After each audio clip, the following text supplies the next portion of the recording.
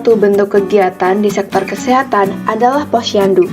Posyandu merupakan pusat kegiatan masyarakat dalam memaksimalkan pelayanan kesehatan untuk memenuhi kebutuhan kesehatan dan meningkatkan status gizi masyarakat. Peran kader dalam posyandu salah satunya yaitu keterampilan dalam pengukuran antropometri dan pengisian buku KMS. Mengapa pengukuran antropometri dan pengisian KMS pada balita itu penting? Hal ini menyangkut dengan pertumbuhan balita yang akan mempengaruhi status gizinya. Keterampilan kader yang kurang tepat dapat menyebabkan interpretasi status gizi yang salah, sehingga berakibat pada kesalahan dalam mengambil keputusan dan penanganan masalah tersebut. Pada bagian yang pertama ini, kita akan mempelajari tentang pengukuran antropometri. Nah, apa sih antropometri itu? Antropometri gizi adalah berbagai macam pengukuran dimensi tubuh dan komposisi tubuh dari berbagai tingkat umur dan tingkat gizi. Jenis-jenis pengukuran antropometri diantaranya yaitu pengukuran berat badan, tinggi badan, lingkar lengan atas, dan lingkar kepala.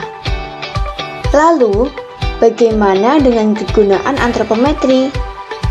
Yang pertama, dapat mendeteksi atau menggambarkan riwayat gizi di masa yang lalu. Yang kedua, dapat mengidentifikasi status gizi baik, gizi kurang, gizi buruk, dan gizi lebih. Yang ketiga, digunakan untuk mengevaluasi perubahan status gizi pada periode tertentu. Yang terakhir, dapat digunakan untuk penapisan kelompok yang rawan terhadap gizi. Nah, selanjutnya kita harus tahu mengenai jenis parameter antropometri. Ada 3 jenis parameter antropometri. Yang pertama, umur. Faktor umur sangat penting dalam menentukan status gizi. Kesalahan penentuan umur akan menyebabkan interpretasi status gizi yang salah. Yang kedua, berat badan. Berat badan merupakan ukuran antropometri yang paling sering digunakan. Berat badan menggambarkan jumlah protein, lemak, air, dan mineral dalam tulang. Yang ketiga atau yang terakhir yaitu tinggi badan. Tinggi badan merupakan parameter bagi keadaan yang telah lalu dan keadaan sekarang. Setelah memahami apa itu antropometri, bagaimana sih cara melakukan pengukuran antropometri yang benar? Mari kita simak pembahasan berikut ini. Untuk menimbang bayi atau balita di bawah usia 2 tahun, kita bisa menggunakan dacin atau timbangan baby scale. Yang pertama, kita menggunakan timbangan dacin. Langkah-langkahnya yaitu 1.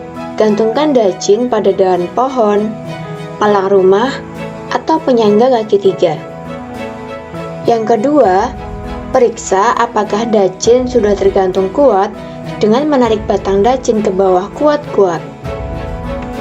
Yang ketiga, sebelum dipakai, letakkan bandul geser pada angka 0 dan batang dacin dikaitkan dengan tali pengaman. Yang keempat, pasang celana timbangan atau sarung timbangan pada dacin. Yang kelima, seimbangkan dacin yang sudah dibebani celana timbangan atau sarung timbangan dengan cara memasukkan pasir ke dalam kantong plastik. Yang keenam, anak ditimbang dan seimbangkan dacin. Yang ketujuh, tentukan berat badan anak dengan membaca angka di ujung bandul geser. Pembacaan hasil pengukuran yaitu 1 angka di belakang koma. Yang kedelapan, catat hasil penimbangan di atas sari kertas atau buku KMS. Yang kesembilan, geser bandul ke angka 0, letakkan batang dacin dalam tali pengaman.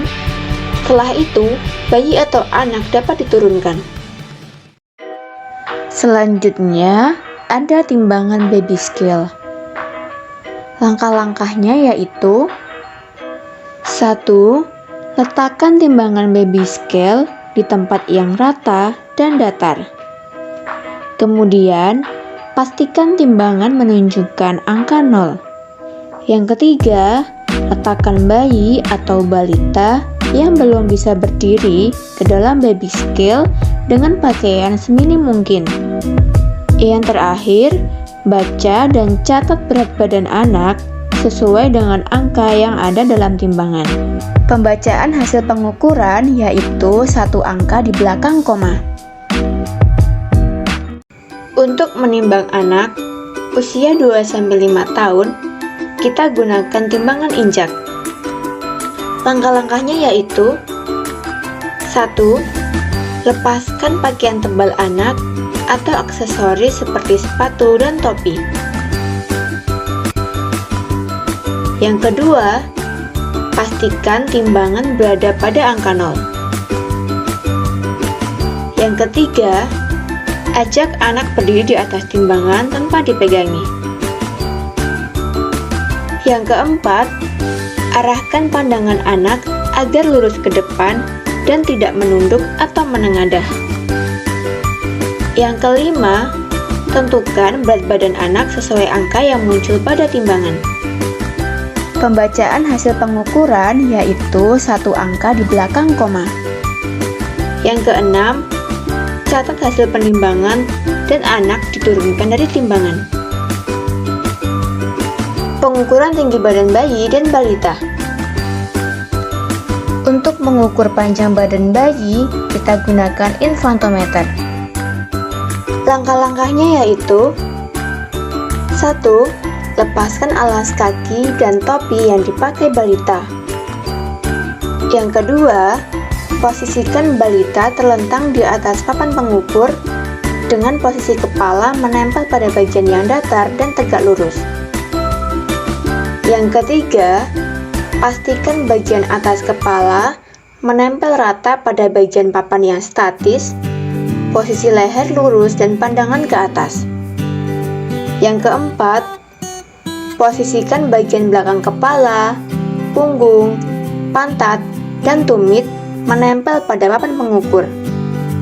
Yang kelima, tekan lutut anak dengan tangan sehingga kaki menjadi lurus dan telapak kaki tegak lurus pada papan pengukur. Yang keenam, membaca dan mencatat panjang badan anak. Pembacaan hasil pengukuran yaitu satu angka di belakang koma.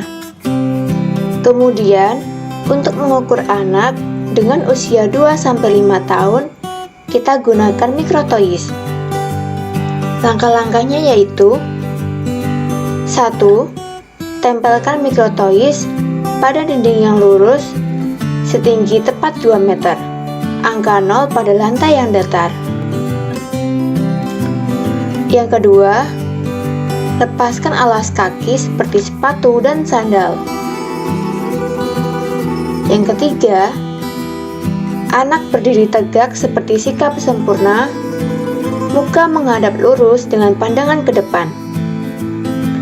Yang keempat, turunkan mikrotois sampai dapat pada kepala bagian atas, siku-siku harus lurus menempel dinding.